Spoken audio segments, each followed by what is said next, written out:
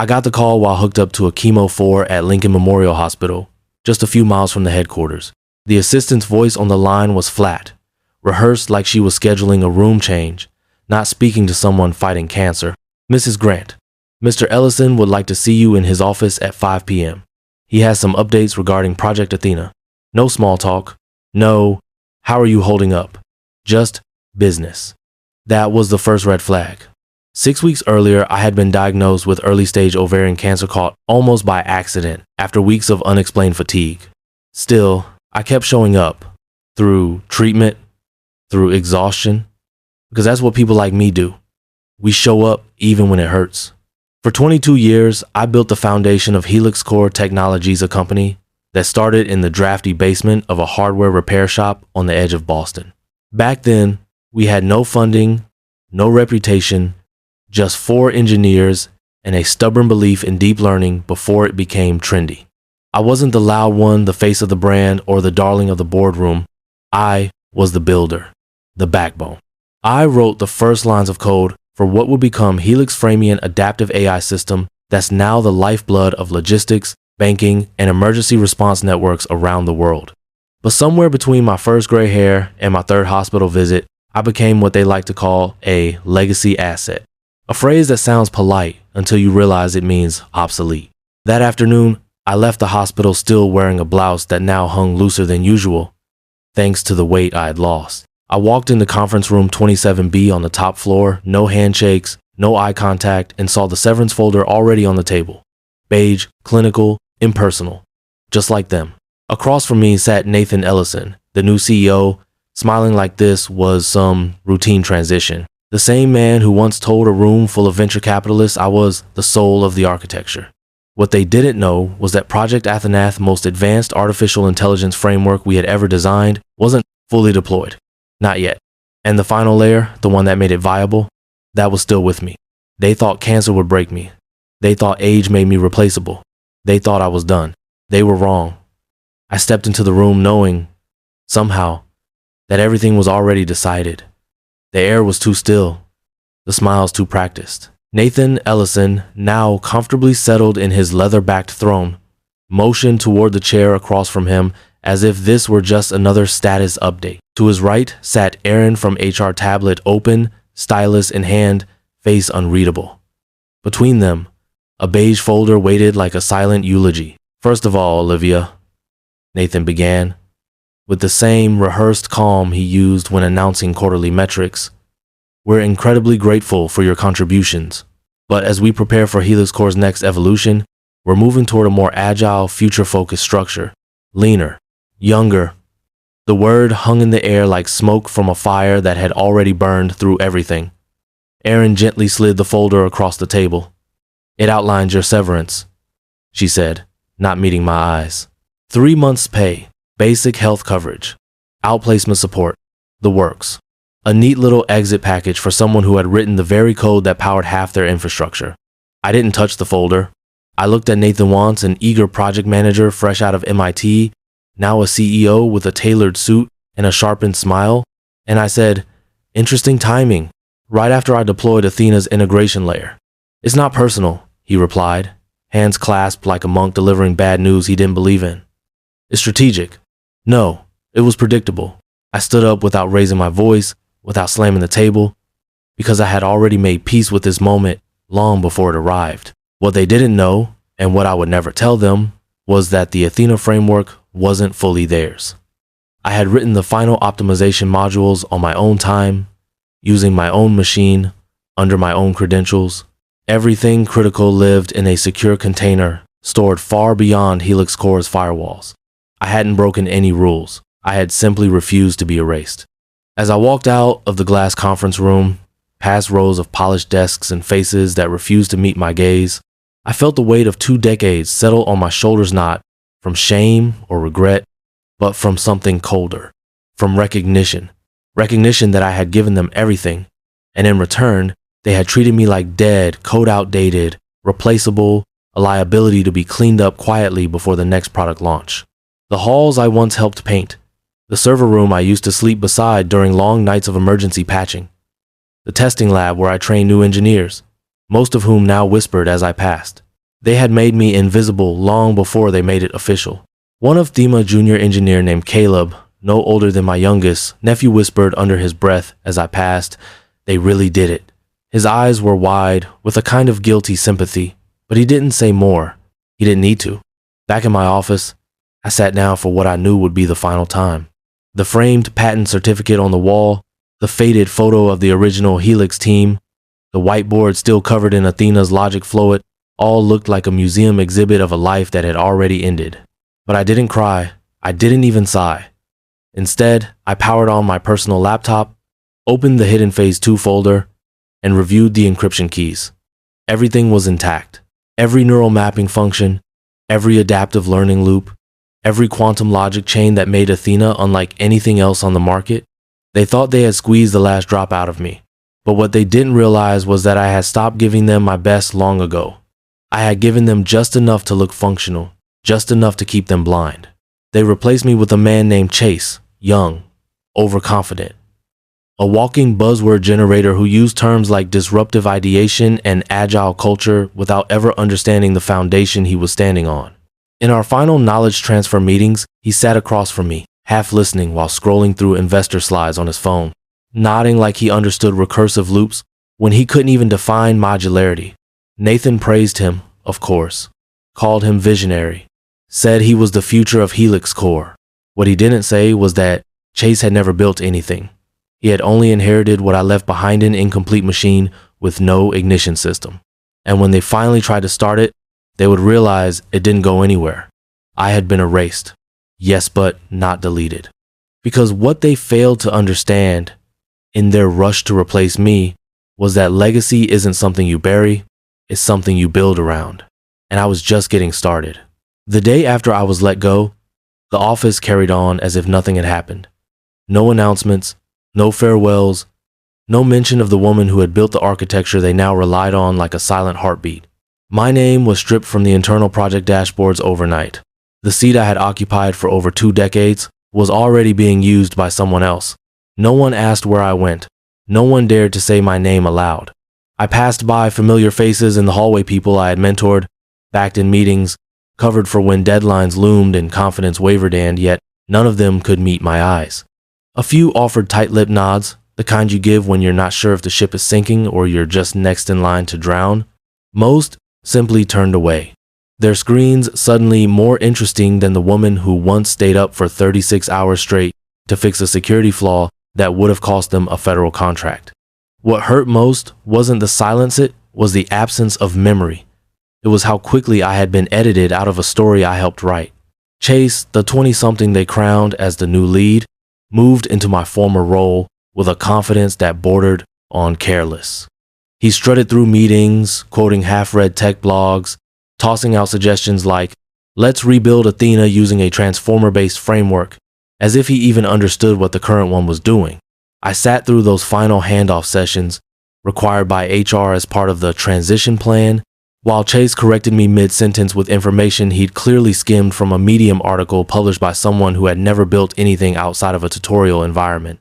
At one point, he interrupted a detailed explanation of the recursive anomaly handler, the very heart of Athena's adaptive logicto, say, "Actually, I think RNNs are outdated.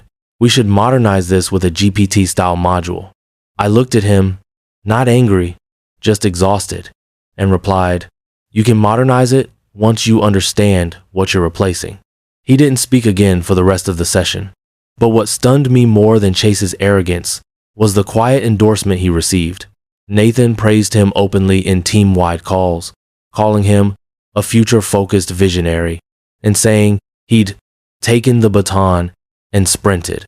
Behind closed doors, I heard whispers that Chase had streamlined the legacy system and clarified Olivia's original architecture, as if I had been some vague idea that needed translating rather than the person who invented it.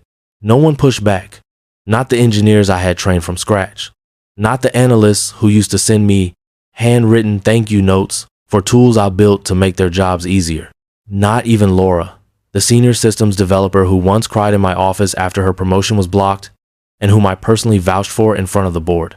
Their silence was deafening. Not because they were cruel, but because fear is loud in places like Helix Core. Fear of being next, fear of association, fear of speaking a truth that makes the wrong person uncomfortable. And fear, when multiplied across departments, becomes a wall you cannot scale, no matter how many years you've spent building the foundation beneath it. I didn't expect a parade, but I thought just one person would say, "This isn't right." Instead, the narrative moved on without me. Emails went out celebrating a new era of innovation. Press releases painted Athena as a product of collaborative synergy, with Chase's name attached to every milestone I had bled for. Internally, they launched a company-wide campaign called Bold Future, plastering quotes across every screen. Innovation belongs to the brave. Reimagine, reinvent, reclaim. But bravery, I knew, wasn't about marketing slogans or flashy keynote slides. It was staying up at 3 a.m., debugging a memory leak no one else could even find. It was showing up after your second round of chemotherapy, not because you were asked to, but because your team needed you. It was quietly holding the weight of an entire platform while others cashed the credit. They could dress up my absence however they wanted. But the truth was, no one defended Minot because they didn't believe in me, but because they needed their jobs more than they needed justice. And in that vacuum of loyalty, I realized something both painful and liberating. If no one was going to fight for me, I would have to fight for myself. And I wouldn't be fighting for acknowledgement. I would be fighting to remind them what happens when you erase the architect and think the building will still stand. In the weeks following my dismissal, I disappeared from Helix Core's ecosystem without protest, like a shadow melting into the edges of a building I had once helped design. Yet beneath the surface, I was more present than ever.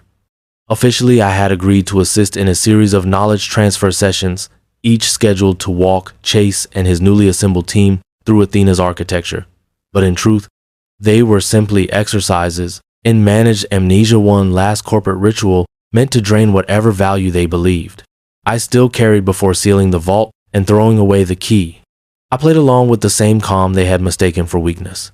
Each day, I walked into the smaller conference room tucked behind the dev wing, facing a carousel of developers fresh out of grad school, some of whom looked younger than the product line. They treated the sessions like school, phones buzzing beneath the table, questions flung with the kind of confidence that only comes from not knowing what you don't know. I wasn't there to teach them everything. I was there to let them believe they were learning. Every function I explained was documented, yes, but only in pieces, never the whole.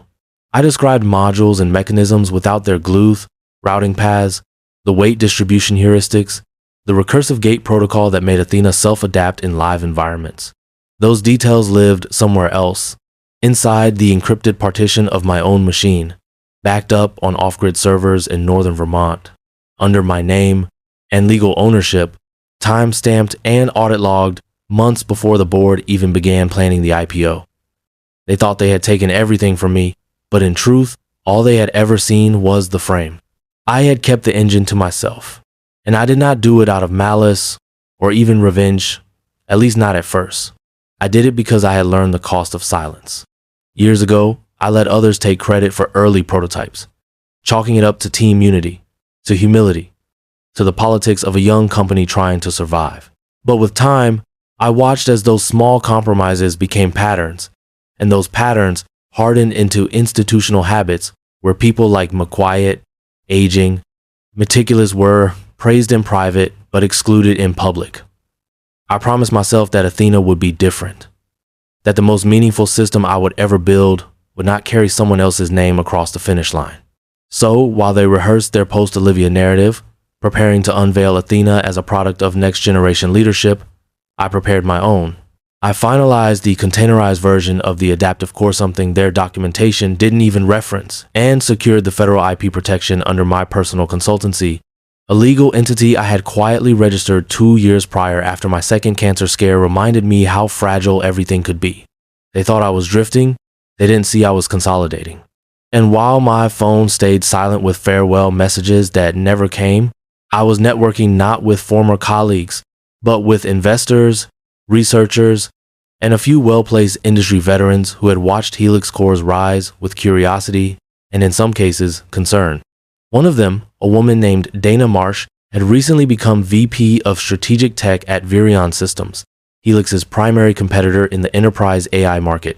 She had once asked to license an early beta of Athena, but Nathan had laughed her out of the room. Now, she was calling me. Her tone was measured but unmistakably intrigued. "I heard what happened," she said, after a long pause on the line. "I also heard a rumor that Athena isn't quite as complete as Helix claims it is. That true?" I didn't confirm or deny. I simply offered to meet.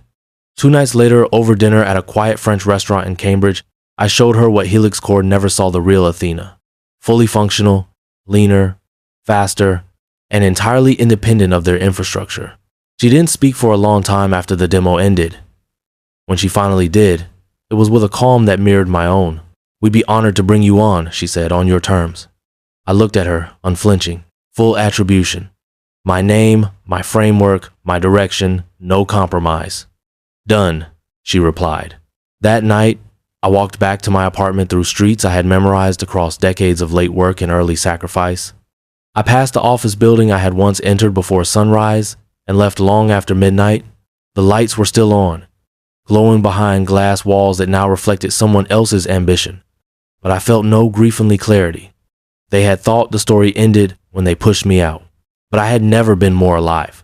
Monday morning dawned bright and clear, a rare kind of crispness in the Boston air that always reminded me of autumn beginnings. Only this time, it wasn't the start of a season, but the start of their unraveling. I wasn't at Helix Core's office anymore, but I knew exactly what was happening inside that glass and metal tower, because they had announced an internal live town hall for all staff, external partners, and somewhat unusually select members of the press. The subject line in the email forwarded by a quiet friend of mine read, "Athena, a new era begins." I sat at my kitchen table, coffee in hand, not in a travel mug, not rushing, not anxious, but still completely locked into their schedule. At exactly 9:00 a.m., I clicked the live stream link, and there he was, Nathan Ellison, standing behind a sleek podium, flanked by executives styled like they had just stepped off a branding brochure, all clean lines and empty smiles. Behind him, an LED screen pulsed with the new slogan, "Athena, bold intelligence for a bold future." Nathan began with the same kind of calculated confidence I remembered from every investor call. "Today," he said, "we are proud to launch Athena, a revolutionary AI framework engineered entirely by our in-house team, a true collaboration of next-generation thinkers who are reshaping the future of enterprise learning systems." He didn't mention me, not a word.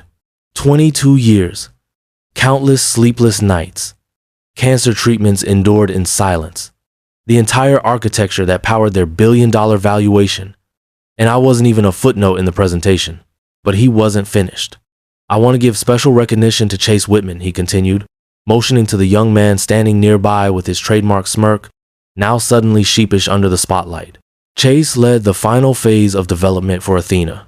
His creativity, vision, and dedication embody everything Helix Core stands for. I watched him smile for the cameras, his tie a little crooked, probably not fully grasping the weight of what he'd just been handed. The applause was polite, staged, but the chat comments began buzzing with confusion questions about where I was, about why the lead architect was absent, about whether this was the full version of Athena or some rebranded release. I didn't need to say anything. Not yet. At 9:23 a.m., just as they were preparing to launch the product demo, my phone lit up with a text from one of the engineers still inside Helix Corion, of the few who hadn't known about my termination until it had already happened. They just gave Chase the credit for Athena. People are stunned. Some are pissed. Thought you'd want to know. I smiled and typed back only 2 words. Stay tuned. Then at precisely 10:00 a.m., Virion Systems released a press statement across all major platforms. Virion Systems acquires exclusive rights to breakthrough Athena Core framework developed by former Helix Core architect Olivia Grant. The effect was instantaneous. My phone erupted in a storm of calls, texts, emails, reporters asking for interviews, former colleagues scrambling for clarity, and LinkedIn notifications piling up like a digital avalanche. I ignored most of it. I didn't need noise. I had already made my move. By 10:45 a.m., word had spread inside Helix Core that something was seriously wrong. Another message came from the same insider. Emergency meeting. Backend is glitching. Dev servers showing Athena modules failing compliance. Legal is losing it. Nathan looks pale. They were starting to understand, too late, that the version of Athena they had launched was incomplete, not broken, just hollow. Without the adaptive logic engine, which I had never included in the deployment pipeline and had documented separately under my own name, Athena was nothing more than a beautiful chassis with no ignition. The panic spread fast. By 11:30 a.m., their internal systems had started throwing back-end errors, and whispers in investor channels turned into shouts. Virion's licensing was airtight, the patents were filed months earlier, and every commit, every change, every core module was traceable back to me. Not to Helix Core, not to Chase. To me. Nathan's email came at 12:04 p.m., short and hesitant. Olivia, there seems to be a misunderstanding about the Athena framework. Can we schedule a time to speak? I didn't reply. I forwarded it directly to Virion's legal team, who issued a public follow-up within the hour. All commercial use of the Athena logic engine is subject to licensing terms negotiated with Olivia Grant, the registered inventor. Unauthorized deployment will be considered infringement. By 2:00 p.m., Helix Core stock had dipped enough to warrant headlines. Not a free fall, not yet, but sharp enough to trigger alerts across financial boards. Employees began updating their resumes. 2 of them messaged me discreetly, asking if Virion was hiring. One simply wrote, "I should have stood up for you. I'm sorry." I didn't respond with bitterness. I forwarded their names to HR because I knew that this wasn't about humiliation. It was about correction, about truth made visible, and about reminding every man and woman who had ever been overlooked, dismissed, or cast aside that sometimes the quietest strike leaves the deepest mark. They had pushed me out and paraded my replacement like a trophy, but now the entire industry knew they had launched a future they didn't own. By Tuesday morning, the whispers had turned into headlines, and my name, once scrubbed from the internal systems of Helix Core, was now being cited across industry publications, investor briefings, and legal memos with a frequency that surprised even me. The questions had shifted from vague curiosity to sharp inquiry. Who really built Athena? Why wasn't she credited? What happens now that the core belongs to someone else? I watched quietly from my new office at Virion Systems, a corner suite with warm light pouring in from floor-to-ceiling windows and a view of the skyline I once stared at from parking lots after all-night coding sessions. The desk was simple, the walls still bare, but for the first time in years, the space felt like it belonged to Minot, rented from the goodwill of executives, not borrowed in exchange for silence, but earned. Authentically, finally, mine.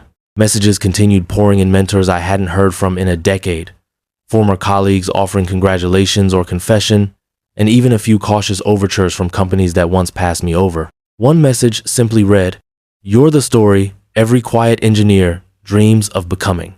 I reread that one more than once, not out of ego, but because it reminded me why this mattered, not for vengeance, not for public humiliation, but for every person like me who'd been told they were too old, too sick, too quiet, too slow, too much of a relic to deserve recognition. The news cycle hadn't finished its course. At 1:00 p.m. sharp, I released a carefully worded statement through Virion's legal team. It was not designed to gloat, accuse, or escalate hate.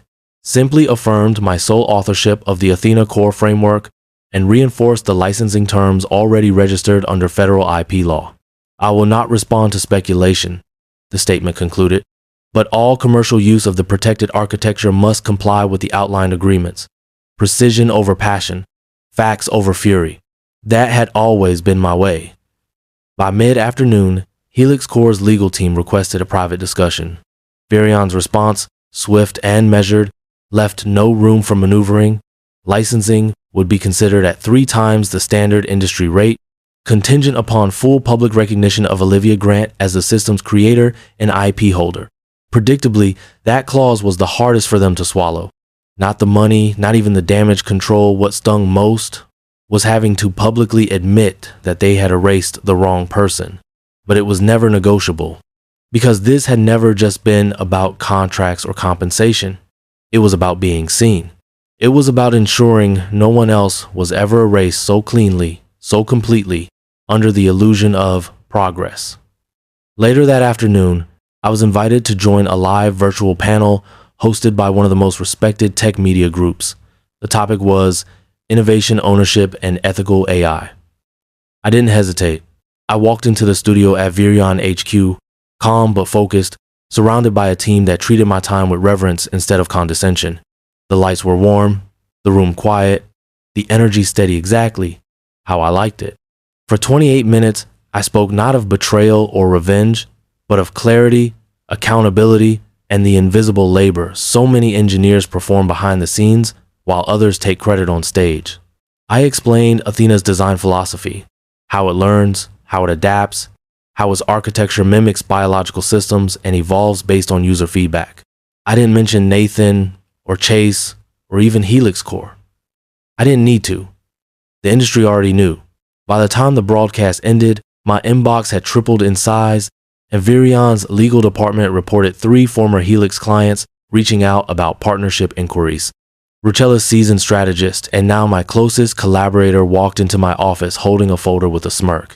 "You're scheduled to keynote the Future Tech Summit next month," she said, placing it in front of me. Main stage, I opened it slowly. There was my name, printed boldly at the top. Olivia Grant, Chief AI Architect, Virion Systems. It was the same event Helix Core had blocked me from attending 3 years ago because they needed someone more dynamic. Now, I was the headliner, but I didn't celebrate just yet. I didn't pop champagne or post a triumphant update because this wasn't about proving anything to the ones who cast me out. It was about building a world where no one else would have to endure what I did. At 1:45 p.m., another message arrived from inside Helix Core. "All hands emergency meeting. Nathan's pacing. Board is present. They know it's over." By 3:30, the final blow landed publicly and irrevocably. Helix Core's board issued a statement confirming Nathan Ellison's resignation as CEO, effective immediately, and acknowledging my legal claim to Athena's core framework. The company committed to internal restructuring and expressed intent to correct past oversights and rebuild public trust. It was clinical, predictable, and too late, because truth, once released, doesn't wait for permission. That evening, I sat in my office with the lights dimmed, looking out over the city I had once served from the shadows. There was no anger left in me, just stillness. And in that stillness, I realized something I hadn't dared believe for years. I wasn't invisible anymore. Not only had I reclaimed my name, I had rewritten the ending they thought they'd authored for me. 1 year to the day after I was quietly escorted out of a building I helped build from the ground up, I stepped onto the main stage of the Global Women in Technology Leadership Summit in San Francisco. The lights were warm but not harsh, the air buzzing with quiet anticipation rather than spectacle. And as I scanned the crowd of executives, engineers, educators, and students, I spotted faces that reminded me of the woman I once wager but muted, intelligent but overlooked, loyal yet made to feel disposable. The applause began before I even reached the podium, and for a moment, I stood still, letting the sound settle into my bones not as validation, but as acknowledgement. I took a breath, steady and full, and began not with a declaration of victory, but with a truth that had lived inside me far longer than the applause would last. 12 months ago, I said, I was walked out of Helix Core Technologies not because I failed, not because I broke protocol or fell behind, but because I succeeded too quietly for too long. A wave of stillness moved through the audience, the kind that only emerges when truth pierces through ceremony. I spoke not of what they took, but of what they underestimated. The power of memory, the strength of endurance, and the depth of work that doesn't need spotlights to carry significance. I didn't wear the flashiest titles. I didn't network over cocktails or speak in quarterly soundbites. But I built the system they depended one very line, every loop, every decision tree. And when they thought they could erase me, they forgot one thing. You can replace a person's title, but you cannot erase what they've created. This time, the applause didn't wait for a pause, it roared, sincere and full, and somewhere in that noise, I felt the silent vindication of every woman, every older worker, every invisible hand who had ever been told they were replaceable. After the keynote, dozens of attendees came forward. Some were students, others were veterans of the tech world. All of them moved not by the scale of the comeback, but by the familiarity of the wound. One young woman, no older than 26, her badge lopsided, her voice slightly shaky, said something that stayed with me long after the room had emptied. They always tell people like us to be grateful just to be in the room. But watching you, I realized we can own the room. We can build the room. I smiled gently, not out of pride, but recognition. We always could, I said. They just didn't expect us to. Later that night, back at my office at Virion, I found an envelope waiting on my desk. No return address, heavy cream stock. Inside, a single sheet of paper, handwritten in a sharp, familiar script. Olivia, there's no version of this where I look good. I made the wrong call not because I didn't see your value, but because I didn't understand how dangerous it is to underestimate someone who builds in silence. You didn't just win, you reclaimed everything they never gave you. Your name, your legacy, your truth. Nathan, I read it twice, folded it once, and tucked it into a drawer knot as a trophy. But as a reminder, not every apology arrives in time. Not every reckoning looks the way we imagine. But sometimes, the silence that once buried us becomes the echo that carries our name further than we ever thought possible. Weeks later, I accepted an invitation to serve on the Federal Advisory Board for Ethical Technology and AI. It was a seat once reserved for louder voices that had told me I was too niche, too rigid, too technical for policy. Now, I would help write the frameworks that shape the future. Not out of spite, but because the best way to lead is to ensure that no one else gets erased the way I almost was. This story wasn't about revenge, it was about remembrance, about taking back a narrative that was never theirs to tell, and about building something stronger than vindication, something lasting, something earned. I fought to own my story. Now, I help others keep theirs. If you've ever felt invisible after years of loyalty, if you've been told you're too old, too sick, or too quiet to matter, let this story remind you, you are not done, you are not forgotten, you are the foundation, and the world is just starting to realize it. Huge. Subscribe for more true stories of justice, resilience, and the quiet power of those they tried to leave behind.